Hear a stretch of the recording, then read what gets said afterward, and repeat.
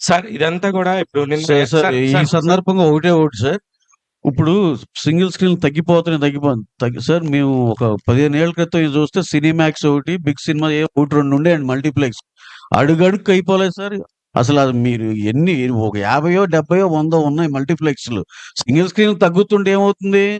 మా సేట్ గారే మల్టీప్లెక్స్లు కట్టుకుంటున్నారు, మల్టీప్లెక్స్లు పెంచుకుంటున్నారు.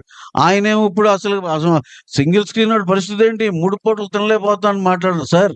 మీరు మీరు మీరు కట్టిన థియేటర్లే ఒక 50, 70 సెంటర్‌లో 140 థియేటర్లు బతకొచ్చు సింగిల్ స్క్రీన్‌లు. మీరే మల్టీప్లెక్స్‌లు కట్టుకుంటూ ఎళ్తారు. ఇక్కడే కాదు, ఈ వేరే నగరాల్లో, రాష్ట్రాల్లో కట్టుకుంటూ ఎళ్తారు. ఆయన కూర్చొని సింగిల్ స్క్రీన్‌లో ఇది లేదన్నారు. మేము గ్రహించాం. సింగిల్ స్క్రీన్‌లో ఇబ్బందులున్నాయి. We are open for everything, discussions and everything.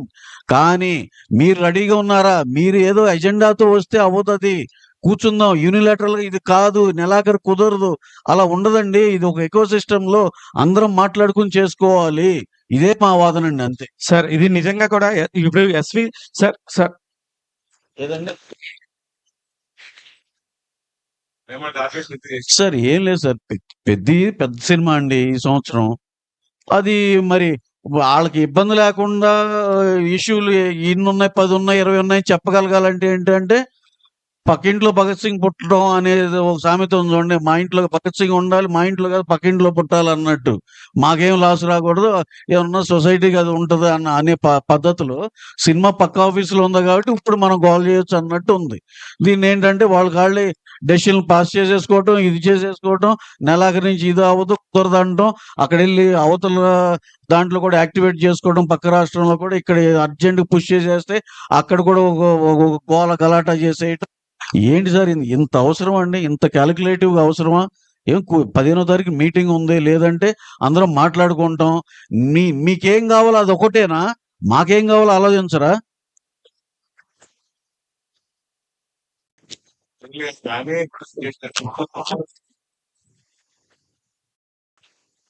అదే మాకు ఏం అర్థం కాదు.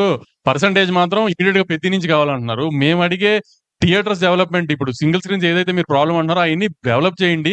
మల్టీప్లెక్స్ 55%, 53% అంటే మీరు 60% కావాలంటున్నారు. సో ఆ ఇవ్వండి, దాన్ని బట్టి మాట్లాడదామంటే రెనోవేషన్ టైం పడుతుంది అంటారు. రెనోవేషన్ టైం పట్టినా పర్లేదు కానీ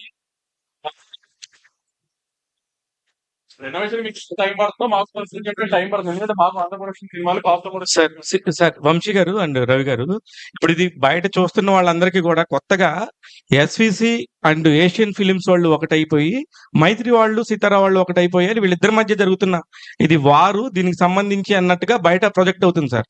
ఇది అంటే కాదు నిజంగా అసలు సితారాకి ఒక థియేటర్ లేదు. సితారాతో వారు ఎందుకు?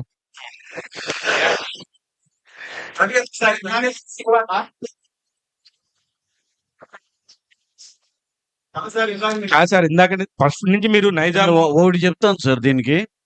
నిజంగా మాకు ఇప్పుడు ఒక సినిమా తీస్తున్నామండి, లాభం పడుతున్నాం. ఏంటో లెక్కలేసుకోవాలి. డిస్ట్రిబ్యూషన్, ఓన్ డిస్ట్రిబ్యూషన్ చేయాలి. ఆ సినిమా బాగుంటే అన్ని బాగుంటాయి, లేకపోతే ఇది అదే మోడల్లో మా రాజుగారు చేసేవాళ్ళండి. ఆయన చేశాడండి ఒక దీనిలో సినిమాని కొనేవాళ్ళు, ఎన్ఆర్ఐ కొనేవాళ్ళు.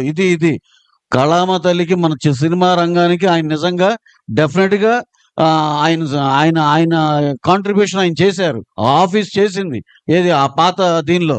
పక్కన ఆయన ఏంటండి అసలు ఏమన్నా సంబంధం ఉందా? నువ్వు స్క్రీన్ల మీద స్క్రీన్లు పెంచుకుంటా వెళ్ళి 250, 230 పెంచేసుకో. నువ్వు వచ్చిన డబ్బు అంతా లోపలేసేసుకో. ఇప్పుడేంటి అక్కడ కూర్చుని ఆ చైర్లో కూర్చుని ఇదేంటి ఇది అన్యాయం జరుగుతుంది, సింగిల్ స్క్రీన్ అన్యాయం అవుతుందని మాట్లాడతా. ఆయనకు ఉందండి ఆ అర్హత, ఆయనకు ఉంది మాట్లాడటానికి. ఎందుకంటే వాళ్ళు కొన్నారు.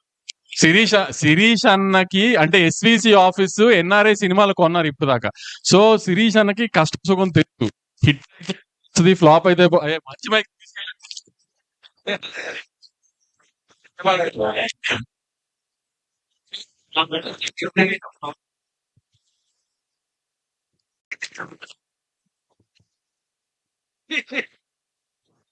శిరీష్ అన్నకి ఆ కష్టం తెలుసు. పక్కనున్న ఇంకొక ఆమె 300 స్క్రీన్లు ఉన్న కష్టాల్లో ఉన్న ఎగ్జిబిటర్ కి ఈ కష్టాలు తెలియకపోయినా ఇవన్నీ చెప్తున్నారని రవణ్ ఉద్దేశం. శిరీష్ యాక్చువల్లీ నిజంగా తెలుసు. ఎందుకంటే ఇప్పుడు పెద్ద హిట్ సినిమాలు ఎలా చేశారో అంత పెద్ద ఫ్లాప్ సినిమాలు కూడా చేశారు. సో ఆయనకి పెయిన్ తెలుసు. సో ఆయన బ్యాలెన్స్ అవుట్ చేస్తానికి ట్రై, కానీ ఆయన మరి ఎందుకు నిన్నంత అవసరం లేని నిన్న కూర్చుని మాట్లాడుతూ అయిపోయేదానికి అదంత జరిగింది. ప్లస్ మీరు తిరుమల గారు చేశారు. ఎందుకు మళ్ళీ ఇటు మైత్రికి మారాల్సి వస్తుందంటే ఏంటి రోజు ఒకటే రెస్టారెంట్ లో తినాం కదా, అప్పుడప్పుడు మారుతాం కదా, అలానే మూడు వచ్చింది మారాలనిపించింది మారాను అంతే.